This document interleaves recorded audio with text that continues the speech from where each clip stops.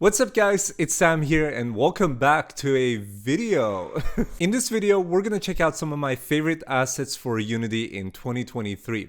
Make sure to leave a like on this video if you would like to see more, and also let us know in the comment section which one is your favorite out of these, or maybe you have some of your own that you would like to share with the community. Go for it. If you don't like my selections, I guess go for it. I won't be offended, alright? I'll be fine. I'll be fine. So with that being said, let's get right into it. So the first one in line is KWS Water System by Crypto289. I talked about this in my last video and I've been abusing this asset since it was released. Probably most of my recent scenes have included this one.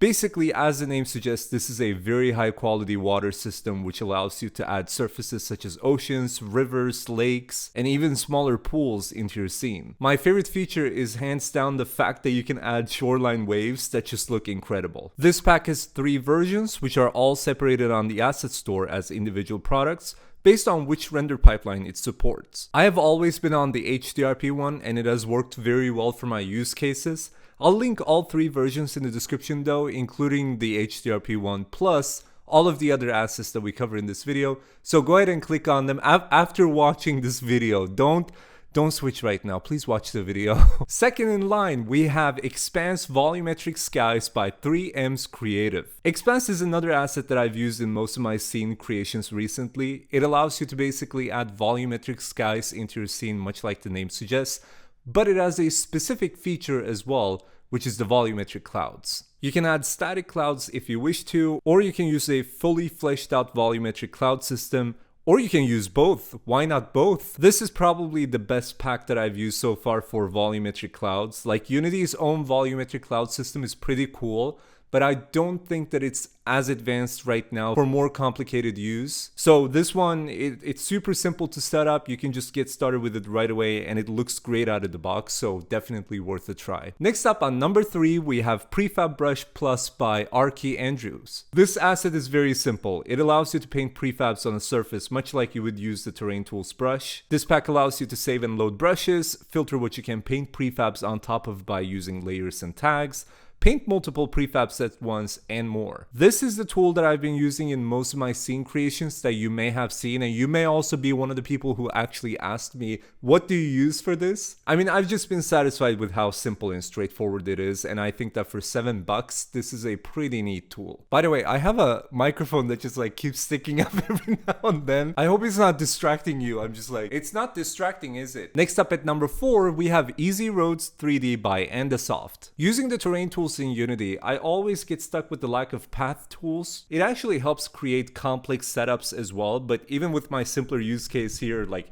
where I just add 1 or 2 paths and just adjust the terrain height map according to the path, it's been incredible. You just add a road game object into your scene and simply start clicking on the points where you want to add a road pivot point. Then you can rotate and move these pivot points to shape your road. It's definitely one of my top picks and one of my essentials actually. I basically get this as soon as possible I start up a new project. Moving on to number 5, we have Vegetation Engine by Boxophobic. So the Vegetation Engine has been a game changer for me as well. This tool solves most of the issues that come with using different vegetation assets, because this tool presents a brand new conversion workflow into the Unity system. You can literally just drag a prefab into a window and it'll convert the prefab to be compatible with the features of this asset. Speaking of the features, it'll help enable high quality wind motion, player interaction. It supports local wind, seasons, wetness, subsurfaces, and more. The Vegetation Engine also includes highly customizable shaders compatible with all render pipelines. It's a little expensive, but for how many problems it solves for me, it was definitely worth the investment, so definitely check this one out. Moving on to number 6, I'm using one hand because the other one is, with a microphone. So number 6, we have the Mountain Environment by Nature Manufacture. Their Mountain Environment pack looks awesome and it provides over 470 environment prefabs for you to build your mountains. Nature Manufacture's assets always support a wide range of versions of Unity and are often compatible with multiple render pipelines. This pack is a big library of 100% scanned assets, carefully optimized using LODs. Additionally, you gain access to the tools and shaders that come on top of the artistic content with this pack. We're getting faster and faster, so next up at number 7, we have MicroVerse by Jason Booth. MicroVerse is a fully non-destructible real-time environment creation system for Unity.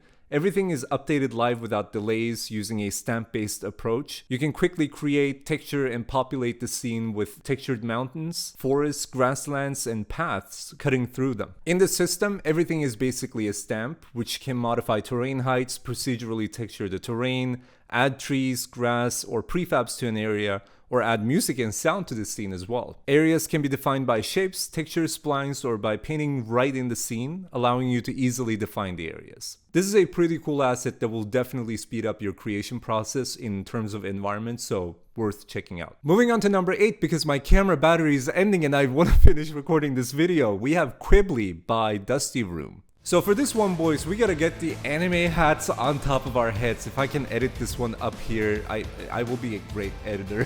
Quibli is basically a pack of anime shaders and tools that will help you achieve the Japanese animated film look. It includes shaders, post-processing, and mesh generation tools that cover a wide variety of non-photorealistic styles. You can find stylized foliage, grass, clouds, and skybox shaders, as well as post-processing in this pack. It's a pretty cool pack and quite different from the rest of the assets that we covered in this video, but definitely worth checking out. I wanted to cover something that I found cool as well, and this is a pack that I've been using for a while and it's been really nice. So those are some of my favorite assets for Unity in 2023, and I'd go as far as calling some of them even my essentials, like the KWS and the Expanse ones in the beginning of the video. But let us know in the comment section which ones are your favorites, because we're gonna make more videos like this, especially if you leave a like, so leave a like please.